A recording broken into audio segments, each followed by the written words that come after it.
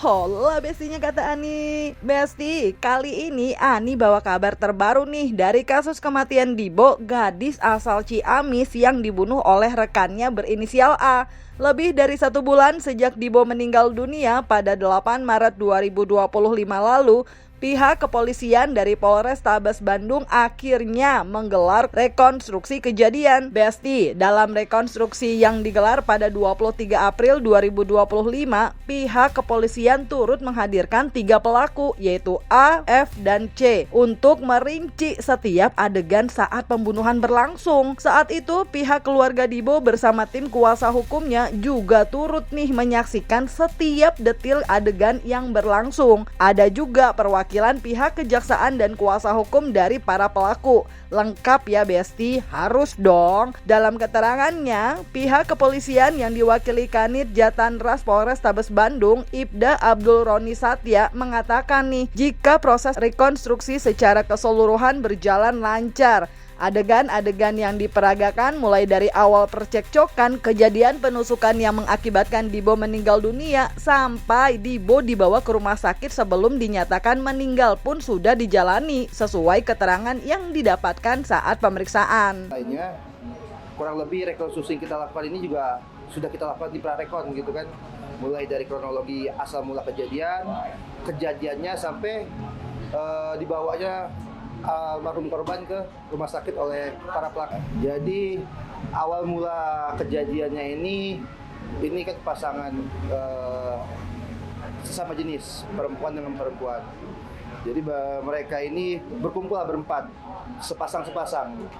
Nah, antara yang berperan sebagai cewek dari pasangan si A dan juga yang berperan sebagai cowok korban, nah ini terjadi cekcok gara-gara salah paham terkait ya kecemburuan. Akhirnya cekcok, diludahin, ributlah di pinggir pintu. Di depan pintu ada dapur. Nah, di situ ada pisau. Karena melihat pisau di situ dengan keadaan emosi, sehingga pelaku mengambil pisau dan langsung menusuk leher dari almarhum korban gitu. Sayangnya Besti, pihak keluarga kayaknya belum sepenuhnya puas nih. Ada beberapa poin yang menurut pihak kuasa hukum keluarga Dibo berbeda versi. Awalnya rekonstruksi berjalan dengan lancar ya, di mana tersangka Alexa selaku pelaku utama pembunuhan dihadirkan, dan dua tersangka lagi juga turut dihadirkan di sana. Meskipun dua tersangka ini tidak ditahan, namun sudah menjadi tahanan tapi tidak ditahan karena dianggap kasusnya berbeda. Jadi di dalam rekonstruksi ini berawal dari adanya percekcokan, kemudian saling jamak menjamak, dan akhirnya dilakukanlah eksekusi pembunuhan yang dilakukan oleh pelaku utama Alexa. Berpegang dari rekonstruksi yang berlangsung, pihak kuasa hukum Dibo mempertanyakan statement pengacara para pelaku yang menyebut kejadian penusukan yang berujung meninggalnya Dibo terjadi lantaran mereka sedang berada di bawah pengaruh alkohol. Hal itu dianggap bertolak belakang nih dengan kejadian yang diperagakan, di mana para pelaku sempat melerai keributan bahkan membawa Dibo ke rumah sakit. Iya juga sih Besti, kalau teler kayaknya nggak bisa deh ya. Izin saya melanjutkan.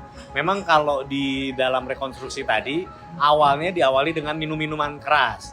Ada botol minuman keras di situ. Tapi apakah benar mereka di bawah pengaruh alkohol atau obat-obatan? Ini yang kita pun juga tidak menemukan. Hasil tes urinnya kan tidak ada. Yang mereka benar di bawah pengobatan, di bawah pengaruh obat-obatan atau tidak. Bisa saja itu kan dalilnya mereka bahwa mereka di bawah pengaruh obat-obatan atau alkohol, tapi memang di dalam rekon itu diawali dengan minum-minum gitu. Nah itu makanya dari rekonstruksi tadi kan adanya alkohol, minuman-minuman. Nah yang menjadi pertanyaan lagi, apakah dalam keadaan minum itu, apakah mereka masih bisa melakukan, artinya membawa jenazah, kemudian dia ikut juga melerai dan sebagainya gitu. Ini yang kita harus dalami, Pak. Ya, ada fakta baru yang kami juga tidak tahu dan menjadi tahu pada saat rekonstruksi. Salah satunya adalah masalah penusukan ya. Proses penusukan. Jadi di dalam rekonstruksi tadi bahwa penusukan yang dilakukan oleh Alexa itu posisi si korban itu menghadap keluar. Itu menurut Febri. Di satu sisi lagi menurut Cumei bahwa korban itu menghadap ke dalam ruangan. Makanya tadi saya dengan penyidik dan dengan jaksa, saya komplain di sini berarti ada dua versi, ya. Yang satu membelakangi, yang satu menghadap. Yang menjadi urgensinya adalah bagaimana si pelaku itu melakukan penusukan, ya. Kalau misalnya di sisi dari membelakang, karena menurut rekonstruksi tadi pelaku itu memegang pisau itu begini. Nah, apakah mungkin ya dalam posisi membelakangi dia bisa menusuk tepat pada leher? Gitu. Pakai alat peraga Pak. Nah, contohnya ini ya. Ini dia sudah pegang begini, Pak. Pisaunya. Bukan begini pisaunya, bukan. Jadi dia sudah melakukan begini pisaunya dan menusuk lehernya ini belakang. Nah, ini gini. Bukan, dari kiri. Oh, dari kiri. Oh, gini. Ini apakah kalau gini oke lah ya, lebih mudah. Tapi dia begini. Dengan posisi berdiri. Sambil ada satu orang menghalangi. Nah, sampai ada Cumei di sini yang menghalangi ya. Ya. Nah, ini apakah mungkin? Gini. Dan sisi satu lagi, mereka dalam keadaan berhadapan. Nah, begini. Nah, ini lebih masuk akal menurut saya. Hanya di sini juga Lukanya. korban juga akan menangkis kan. Dia melihat di sini masa dia diam aja dia gitu kan. Pasti dia juga akan menangkal gitu. Nah, ini yang kita perdebatkan, Pak. Satu lagi yang masih jadi tanda tanya besar di pihak keluarga Dibo nih, Besti. Ternyata saat di rumah sakit, tubuh Dibo terdapat beberapa luka memar yang tak diketahui penyebabnya loh, Besti. Sementara dalam rekonstruksi tidak ada adegan yang memperlihatkan alasan adanya luka-luka tersebut. Diduga Dibo sempat dianiaya sebelum akhirnya terbunuh. Nah, itu yang kita duga. Nah, itu yang hanya kita tidak muncul di dalam rekonstruksi. Hanya pada saat keluarga korban di rumah sakit, dia melihat di dalam kepalanya ada benjol-benjol dan ada lebam di paha kiri. Nah, inilah pentingnya ekshumasi menurut saya. Ya. Dibongkar kuburnya, diotopsi. Lihatlah lukanya itu karena apa. Makanya nih Besti, dalam pernyataannya pihak kuasa hukum keluarga Dibo berharap kasus pembunuhan ini dibuka secara terang benderang dan dapat perhatian khusus agar keluarga bisa mendapat keadilan. Bukan cuma soal rekonstruksi kejadian yang menimbulkan kejanggalan, tapi juga tentang status F dan C. Kalau dari pernyataannya, pihak keluarga menduga kalau mereka berdua juga punya peran lebih terhadap meninggalnya Dibo. Saya sebagai seorang advokat memandang ini, kita harus highlight dulu sebelumnya. Di dalam kasus ini kita harus highlight, kita harus cetak tebal, ini adalah pembunuhan. Ingat, pembunuhan. Jadi dalam satu peristiwa, ada 3 orang dan ada 1 korban. Ya, ada 3 terduga pelaku dan ada 1 korban, yang mana 1 yang menusuk ya dan 2 lainnya ditersangkakan atas kasus yang berbeda. Nah, menurut saya ini merupakan suatu kecacatan dan penyesatan dalam penyidikan. Kenapa?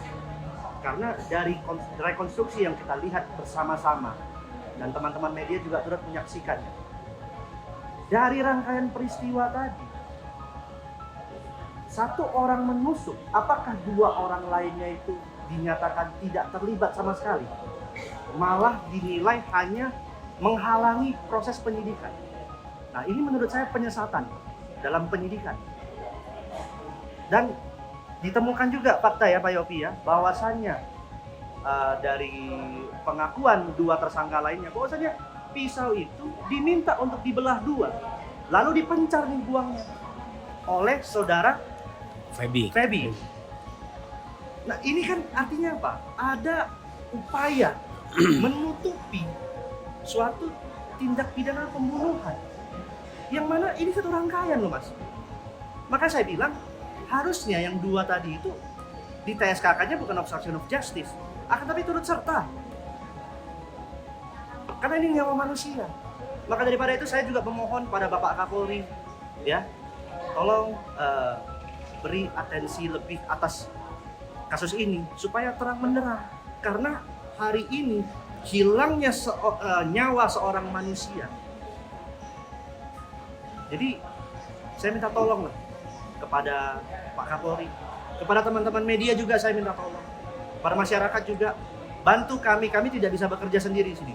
Bantu kami kawal kasus ini supaya kami bisa memberikan keadilan kepada Dibo dan keluarganya Dibo. Justice for Dibo, rest in peace Dibo. Buat yang belum tahu, kasus ini bermulai dari gadis asal Ciamis namanya Dibo yang kehilangan nyawa dalam sebuah insiden tragis.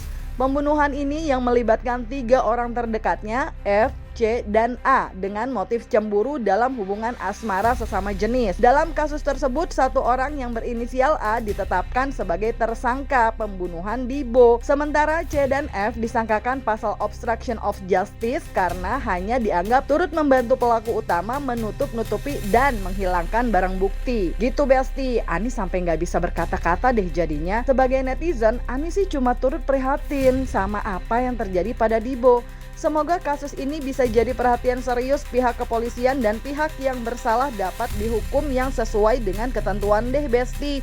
Oke deh Besti, sementara sampai sini dulu ya Besti. Jangan lupa like, subscribe biar bisa dapetin video berita kece lainnya cuma di Kata Ani Besti. Pasti Kata Ani dong.